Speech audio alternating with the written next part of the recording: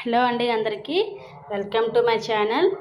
మనం ఎప్పుడు పూరీకి కాంబినేషన్గా శనగలు దుంపలు వండుకుంటాం కదా, అలా కాకుండా ఈరోజు బొంబాయి చట్నీలో వెజిటేబుల్స్ అన్నీ కట్ చేసి వేసుకొని చేసుకుందాం. ఈరోజు చాలా టేస్ట్గా సూపర్గా ఉంటుందండి. మీరు కూడా ట్రై చేయండి ఫ్రెండ్స్. చాలా సింపుల్గా ఉంటుంది. ఫస్ట్ శనగపిండి 2-3 స్పూన్లు వేసుకొని ఉండలు లేకుండా వాటర్ వేసుకుంటూ బాగా కలిపేసుకోవాలి.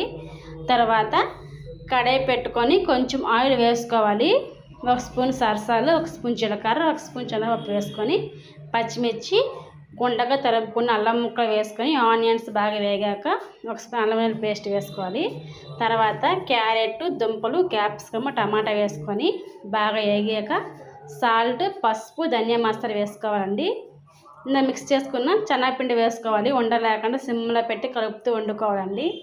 దానికి కాంబినేషన్గా పూరీ చేసుకోవాలి. పొంగేటట్టు ఎర్రగా పొంగేటట్టు పూరీ చేసుకుంటే చాలా టేస్ట్గా సూపర్గా ఉంటుందండి. Thank you for watching.